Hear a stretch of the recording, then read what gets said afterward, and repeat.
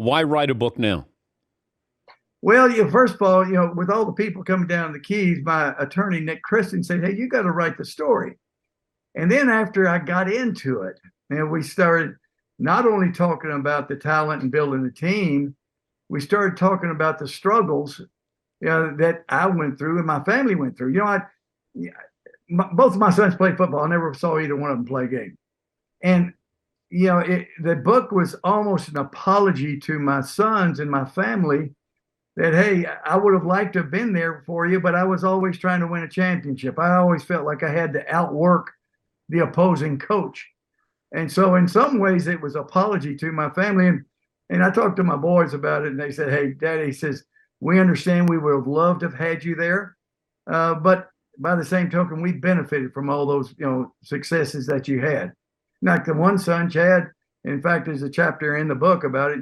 He suffered through alcoholism for many years. And he went through recovery and started a rehab center in St. Petersburg, Tranquil Shores.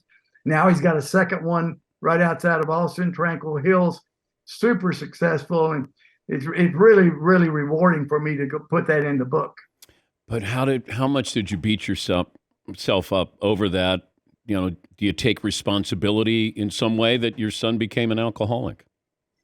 I don't know that, my wife Rhonda said, hey, you were too hard on yourself and you took too much responsibility for that. But the only thing I say, Dan, is if I'd have been there, maybe I could have nipped it in the bud. Probably the most emotional I think I've ever been. They have a client reunion there at Tranquil Shores, and I've been there 3 or 4 times. And they have the mothers and daddies of the clients that are in recovery go up and speak at the podium. And mothers and daddies will get up, and I'll be sitting next to Chad there in the audience, and they'll say, Chad, thanks for saving my son's life. And one lady got up and said, Chad, you picked up my daughter at 2:00 in the morning, drove her around for 4 hours, talking to her, counseling with her, and then took her to detox. Thanks for saving my daughter's life. I mean, I'm sitting there teared up, sitting next to Chad, and then I've got to talk. I've got to finish it up.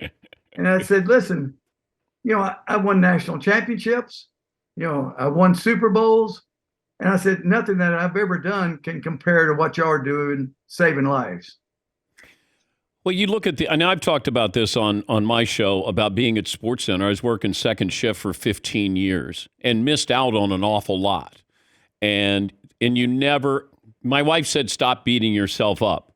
But it's hard to say that. And, your kids, I have 4 kids, but you hold it in and you're like, God, was I selfish? And you sort of try to find the balance there. And I don't know if there's a balance in what we do or coaching and other professions.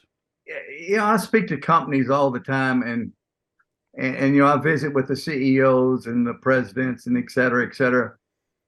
And the thing that I found out, people that are really successful, ahead of these companies, they don't put in just 40 hours.